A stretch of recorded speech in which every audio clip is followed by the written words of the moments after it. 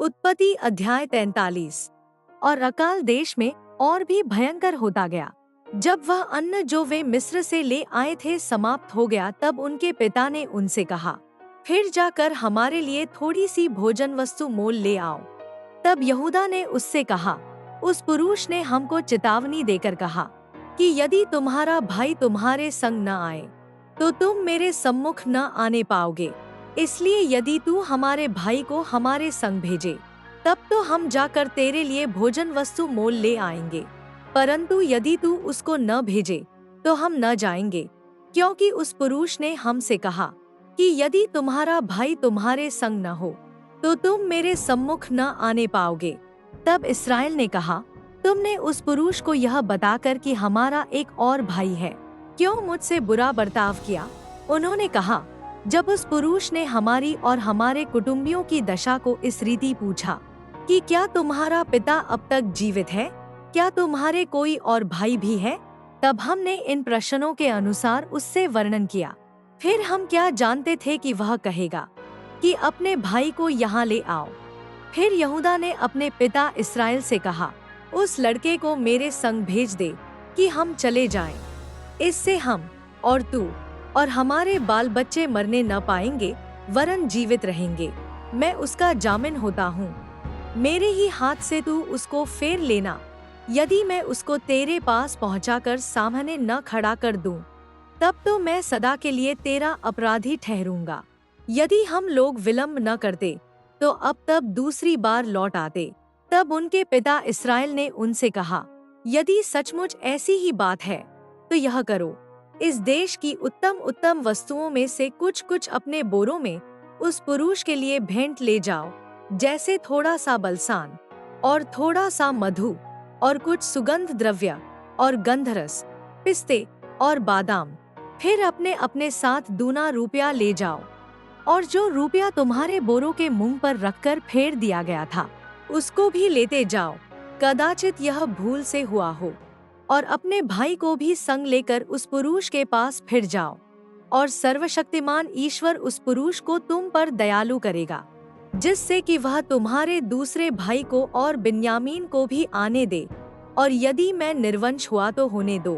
तब उन मनुष्यों ने वह भेंट और दूना रुपया और बिन्यामीन को भी संग लिया और चल दिए, और मिस्र में पहुंचकर यूसुफ के सामने खड़े हुए। उनके साथ बिन्यामीन को देखकर यूसुफ ने अपने घर के अधिकारी से कहा, उन मनुष्यों को घर में पहुंचा दो और पशु मार के भोजन तैयार करो, क्योंकि वे लोग दोपहर को मेरे संग भोजन करेंगे। तब वह अधिकारी पुरुष यूसुफ के कहने के अनुसार उन पुरुषों को यूसुफ के घर में ले गया।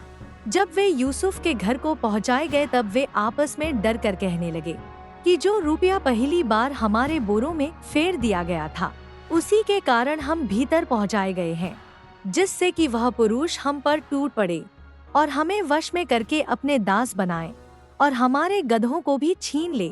तब वे यूसुफ के घर के अधिकारी के निकट जाकर घर के द्वार पर इस प्रकार कहने लगे कि हे हमारे प्रभु, जब हम पहली बार अन्न मोल लेने को आए थे, तब हमने सराय में पहुंचकर अपने बोरों को खोला, तो क्या देखा कि एक एक जन का पूरा पूरा रुपया उसके बोरे के मुंह में रखा है। इसलिए हम उसको अपने साथ फिर लेते आए हैं, और दूसरा रुपया भी भोजन वस्तु मोल लेने के लिए लाए हैं। हम नहीं जानते कि हमारा रुपया हमारे बोरों में किसने रख दिया था। उसने कहा, तुम्हारा कुशल हो, मत डरो। तुम्हारा परमेश्वर, जो तुम्हारे पिता का भी परमेश्वर है, उसी ने तुमको तुम्हारे बोरों में धन दिया होगा। तुम्हारा रुपया तो मुझको मिल गया था। फिर उसने शिमोन को निकालकर उनके संग कर दिया। तब उस जन ने उन मनुष्यों को यूसुफ के घर में ले जाकर जल दिया। तब उन्होंने अपने पांवों को धोया। फिर उसने उनके गधों के लिए चारा दिया। तब यह सुनकर कि आज हमको यहीं भोजन करना होगा, उन्होंने यूसुफ के आने के समय तक, अर्थात दोपहर तक, उस भेंट को इकट्ठा कर रखा। जब यूसुफ घर आया, तब वे उस भेंट को जो उनके हाथ में थी उसके सम्मुख घर में ले गए और भूमि पर गिरकर उसको दंडवत किया। उसने उनका कुशल पूछा और कहा, क्या तुम्हारा बूढ़ा पिता, जिसकी तुमने चर्चा की थी, कुशल से है? क्या वह अब तक जीवित है? उन्होंने कहा, हाँ, तेरा दास हमारा पिता कुशल से है और अब तक जीवित है। तब उन्होंने सिर झुकाकर फिर दंडवत किया। तब उसने आंखें उठाकर और अपने सगे भाई बिन्यामीन को देखकर पूछा, क्या तुम्हारा वह छोटा भाई जिसकी चर्चा तुमने मुझसे की थी यही है? फिर उसने कहा, हे मेरे पुत्र, परमेश्वर तुझ पर अनुग्रह करे। तब अपने भाई के स्नेह से मन भर आने के कारण और यह सोचकर कि मैं कहाँ जाकर रोऊं, यूसुफ फुर्ती से अपनी कोठरी में गया और वहां रो पड़ा। फिर अपना मुंह धोकर निकल आया और अपने को शांत कर कहा, भोजन परोसो। तब उन्होंने उसके लिए तो अलग और भाइयों के लिए भी अलग और जो मिस्री उसके संग खाते थे उनके लिए भी अलग भोजन परोसा, इसलिए कि मिस्री इब्रियों के साथ भोजन नहीं कर सकते, वरन मिस्री ऐसा करना घृणा समझते थे। सो यूसुफ के भाई उसके सामने बड़े बड़े पहले और छोटे छोटे पीछे अपनी अपनी अवस्था के अनुसार क्रम से बैठाए गए। यह देख वे विस्मित होकर एक दूसरे की ओर देखने लगे।